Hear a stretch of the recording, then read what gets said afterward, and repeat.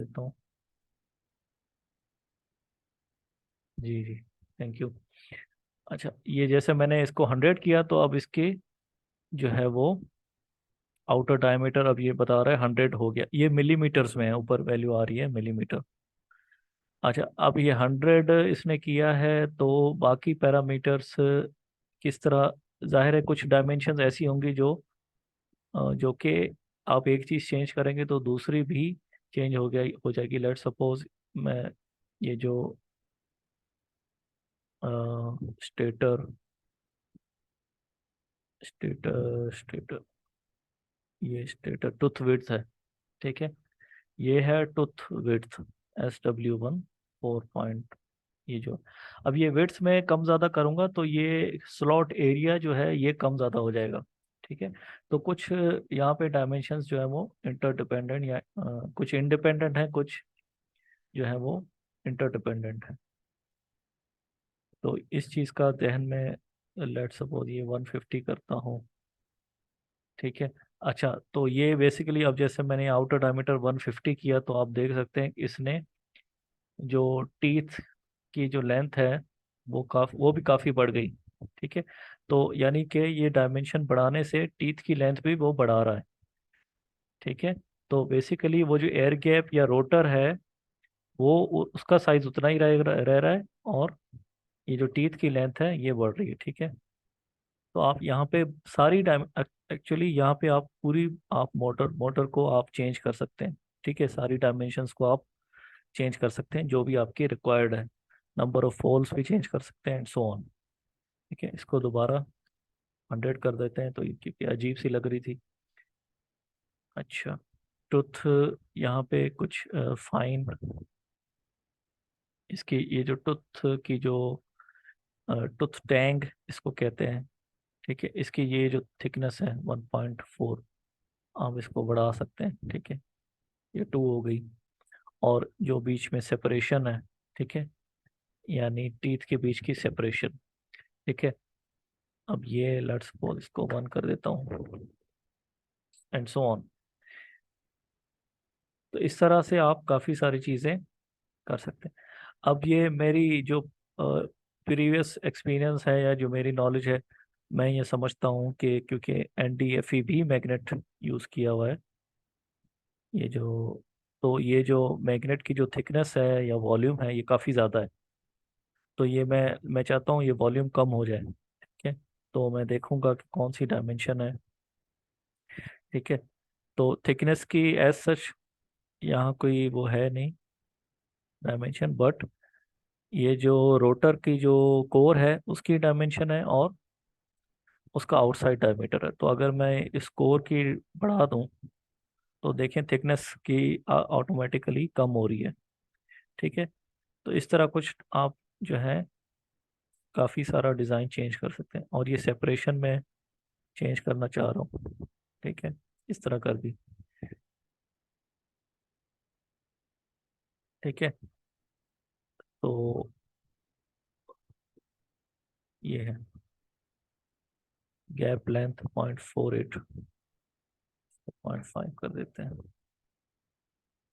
Stack length, अब यहाँ पे स्टैक लेंथ वही है जो हमने कहा था कि उसकी जो हाइट है 3 डायमेंशन में ना। अब ये क्योंकि यहाँ पे आप थर्ड डायमेंशन आप देख नहीं सकते तो यहाँ पे शो नहीं हो रही, तो इसको भी आप चाहे तो अभी चेंज कर लें, जब या इसको जे में एक डिज़ाइनर में ले जाएंगे तो वहाँ भी चेंज हो सकती है ये स्टैक लेंथ, ठीक है।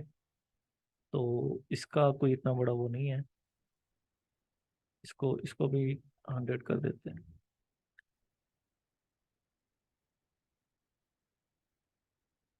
अच्छा, ठीक है,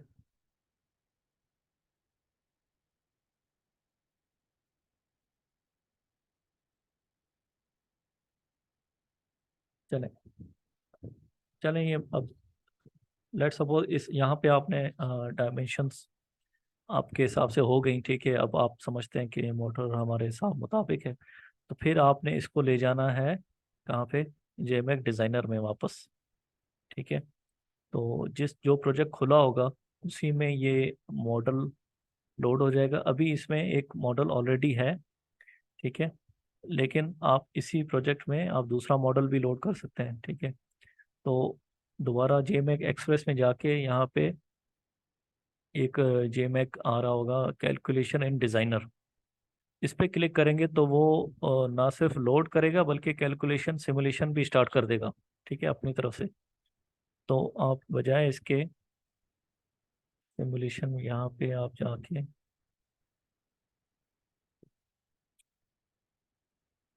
इंपोर्ट कर दें, ठीक है। जब आप इंपोर्ट जो करेंगे, यानी जो एक्सप्रेस में बनाया हुआ है ये वाला मॉडल वहाँ पे इंपोर्ट हो जाएगा। अब यहाँ पे कुछ चीज़ें आपसे पूछ रहा है। 2D मॉडल, 3D मॉडल, ठीक है। 2D मॉडल उसी तरह आएगा जिस तरह एक 2D मॉडल है। 3D मॉडल यानी अब वो स्टैक लेंथ उसको 3D बना देगा, ठीक है। और 3D मॉडल में भी फिर एक और ऑप्शन है, create coil and. Coil and क्या है? अ, ये कॉइल जो यानी कि क्योंकि 3D मॉडल बनाएगा तो कॉइल आपने देखा होगा स्टैक लेंथ से बाहर होगी, ठीक है।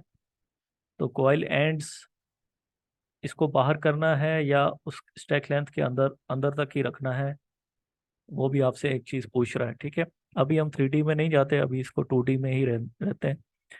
और इसके बाद है पार्शल मॉडल, फुल मॉडल, ठीक है। इसको फुल मॉडल कर दें, क्योंकि बाज़ औक़ात ऐसा होता है कि आपकी जो ज्योमेट्री होती है उसका आप एक पार्शल मॉडल यानी हाफ मॉडल या क्वार्टर मॉडल या 1/8 मॉडल आप उसको बना सकते हैं, ठीक है, क्योंकि वो सिमेट्रिक होता है।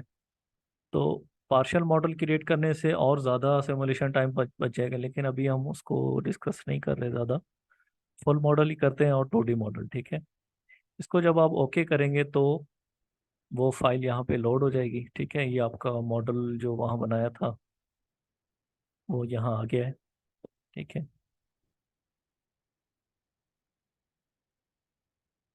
ठीक है, जो पहला मॉडल था वो अब यहाँ पे हाइड हो गया है, ठीक है। आप चाहें तो इस पे क्लिक करके वो प्रीवियस प्रीवियस मॉडल भी यहाँ शो कर सकते हैं, लेकिन अभी हम ये जस्ट देख रहे हैं। अच्छा, इसमें असेंबली में क्या है? 4 पार्ट्स हैं। कॉइल है, कोर है, stator core, rotor magnet, rotor core, ठीक है। Coil, stator core, rotor core and rotor magnet, ठीक है।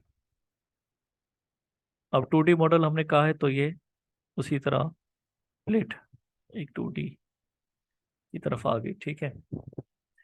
अब जैसे पहले हमने जो है स्टडी यानी मॉडल में जाके न्यू स्टडी ट्रांसफार्मर के केस में मैग्नेटिक और ट्रांजिएंट, आप चाहें तो इस तरह अपनी स्टडी भी कर सकते हैं, लेकिन इसने ऑलरेडी ये वाली पहले से ही, क्योंकि टेम्पलेट हमने बनाया हुआ था और वहाँ पे हमने कुछ पैरामीटर्स दिए थे कि भाई 3 फेज मॉडल हो और इतने इसके पावर हो, इतनी स्पीड हो, तो इसने ऑलरेडी एक स्टडी पूरी बना के रख दी है। इवन इसने मैश भी बना दिया है, मैश भी इसने बनाया है। इसको जनरेट करेंगे तो ये इसका मैश भी बना देगा, ठीक है। अपने अपने जो मोटर की जो डायमेंशंस है ना, और जो आरपीएम उस आपने दिया हुआ है उस हिसाब से, ठीक है। ये मैश अब आप देख सकते हैं कि थोड़ा सा रफ मैश है, इसको रिफाइन करेंगे, ठीक है। मैश पे हम बाद में आते हैं। अच्छा जी। अच्छा, सबसे पहले हमने मटेरियल असाइन करना होता है, तो मटेरियल इसने ऑलरेडी असाइन किया हुआ है, ठीक है। जिस तरह हमने लास्ट ट्रांसफार्मर के केस में मटेरियल, जैसे कॉइल है तो उसको मैं कॉपर असाइन करता हूँ, ठीक है। तो कॉपर सेलेक्ट करके यहाँ छोड़ दो, लेकिन इसने ऑलरेडी मटेरियल्स पे जब कॉपर पे जाएंगे तो ये जो भी इसके बीच की जो कॉइल का जो एरिया है वहाँ पे उसने ऑलरेडी कॉपर असाइन किया हुआ है। उसके बाद एक मटेरियल है 50A1000, ये इसने असाइन किया हुआ है स्टेटर कोर और रोटर कोर को। इस पर डबल क्लिक करेंगे तो ये एक बेसिकली क्या है, सॉफ्ट मैग्नेटिक मटेरियल यानी आयरन, इसको कहते हैं क्या, इलेक्ट्रिकल स्टील, ठीक है। ये इसका BH कर्व है, ठीक है, यानी कि मैक्सिमम इसका जो नी पॉइंट है दैट इज अराउंड 1.5, ठीक है। तो अगर 1.5 टेस्ला से ज़्यादा फ्लक्स होगा तो वो बेसिकली सेचुरेशन में जाएगा। दैट मीन्स हमारा जो मटेरियल है वो हीटअप भी होगा और ज़्यादा उसको हम इफ़ेक्टिवली या एफिशिएंटली यूज़ नहीं कर रहे होंगे। तो हम जो है वो 1.5 के अराउंड इसको, यानी इस एनालिसिस का मकसद ही यही है कि मैग्नेटिक फ्लक्स को देखना कि मटेरियल में कहीं ज़्यादा फ्लक्स तो नहीं है, या फिर कहीं बहुत ही कम, लेट सपोज 0.5 तो नहीं है आयरन में। ठीक है, अगर बहुत ही कम है इसका मतलब है कि आपका मटेरियल का जो वॉल्यूम है वो काफ़ी ज़्यादा है, आपको इतनी रिक्वायर्ड नहीं है मटेरियल। मोटर का साइज बड़ा होगा या फिर उसका वेट बड़ा होगा एंड सो ऑन। कॉपर हो गया और आयरन हो गया। उसके बाद ये यहाँ पे आ गया ये magnet, NdFeB magnet with Br 1 Tesla. ठीक है, इसको डबल क्लिक करेंगे तो इसका भी मैग्नेट का Br कर्व आ जाएगा। ठीक है, ये बेसिकली लीनियर मटेरियल है। और अगर आप जो टेम्पलेट में देखेंगे परमानेंट मैग्नेट, इसमें NdFeB है, फेराइट है और SmCO एंड NdFeB। ठीक है, तो ये इसकी काफ़ी, जो एक्चुअल में आप जो भी परमानेंट मैग्नेट बाय करेंगे या फिर उसकी जो डेटा शीट है वो कुछ इस तरह होगी कि अ, जो ये इसका वर्टिकल एक्सिस है और ये इसकी हॉरिजॉन्टल एक्सिस, ये जीरो एक्सिस है। ठीक है, मैग्नेटिक फील्ड या फील्ड क्या कहते हैं, एम्पेयर टर्न्स पर मीटर। और जो वर्टिकल है वो फ्लक्स डेंसिटी है। ठीक है, तो Br जो वैल्यू है ये इंपॉर्टेंट होती है। ठीक है, जो कि इस तरफ होती है। ठीक है, अब ये बहुत सारे कर्व्स क्यों हैं, ये डिफरेंट टेम्परेचर्स पे, 20 डिग्री, 60 डिग्री, 100 डिग्री, 140, 180। ठीक है, क्योंकि मैग्नेट ज़ाहिर है मोटर में लगा होगा तो वो मोटर हीटअप होगी। तो जितना ज़्यादा मैग्नेट का टेम्परेचर बढ़ेगा उसकी Br वैल्यू कम होती जाएगी। ठीक है, थोड़ी सी, लेट सपोज मैं यहाँ पे 3 वैल्यूज दिखा देता हूँ। इसको मैं मैक्सिमाइज करूँगा तो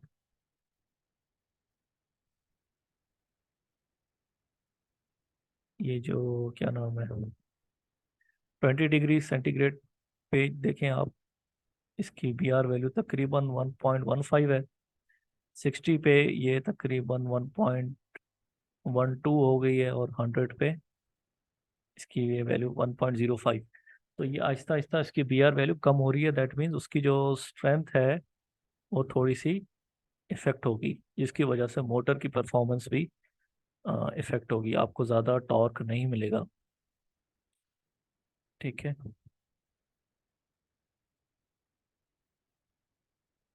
अच्छा, ये वाली जो क्रॉसिंग है यहाँ पे, इसका मतलब है कि डिपेंडिंग आपकी जो स्टेटर की जो फील्ड है, ठीक है, स्टेटर की भी ज़ाहिर है मैग्नेटिक फील्ड होगी जो कि आपके जो मैग्नेट्स को के साथ रिएक्ट जो है वो उसके इंटरेक्ट करेगी। तो अगर स्टेटर की फील्ड ज़्यादा हुई तो आपका मैग्नेट जो है वो डीमैग्नेटाइज हो सकता है। ठीक है, वो it will no longer be a permanent magnet. तो उस वो किस वैल्यू पे डीमैग्नेटाइज होगा, वो भी डिफरेंट टेम्परेचर्स पे है। लेट सपोज ये 20 डिग्री से का मैं देखता हूँ, तो ये इसको इतनी फील्ड चाहिए, 8,80,000 एम्पेयर्स पर मीटर। ठीक है, फील्ड स्ट्रेंथ, तो इस पे इसकी Br तकरीबन जीरो होगी। ठीक है, तो एंड सो ऑन। तो ये मैग्नेट के जो कर्व्स हैं, ठीक है, वो भी बड़े इम्पोर्टेंट है। एनीवेज, तो यहाँ पे हम जैसे मटेरियल असाइन कर देंगे तो ये यहाँ पे शो हो जाएगा।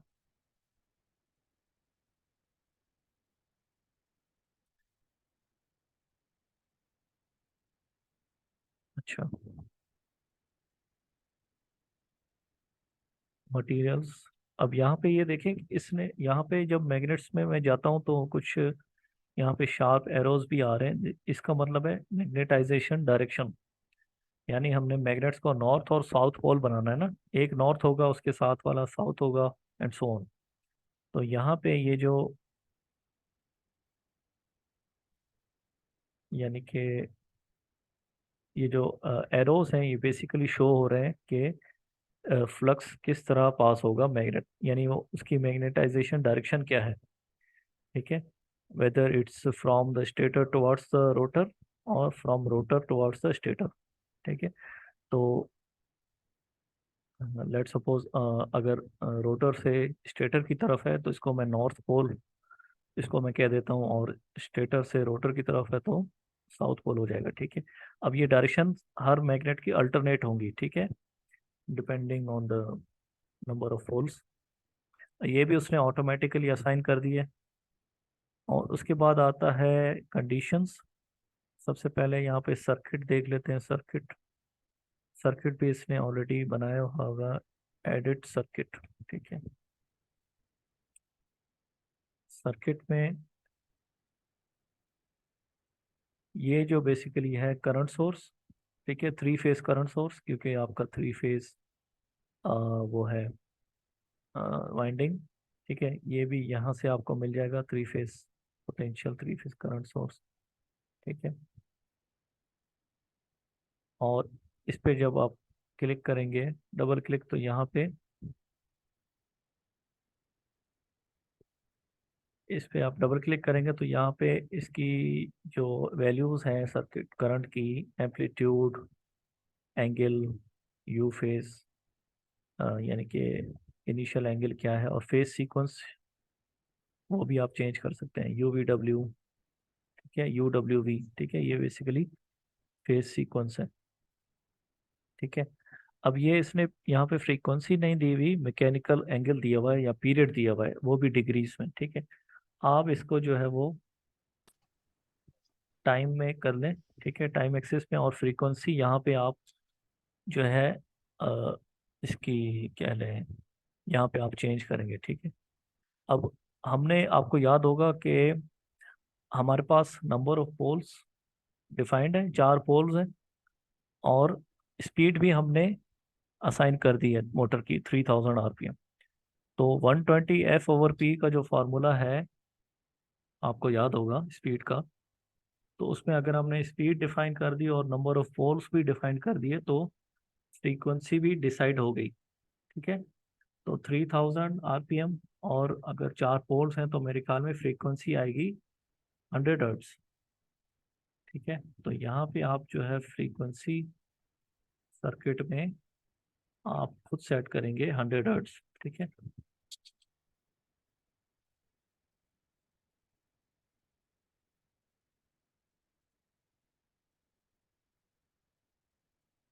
तो ये वो चीज़ है जो कि आपने खुद से एंटर करनी है। ठीक है, अच्छा, फिर ये कि यू फेस का इनिशियल एंगल।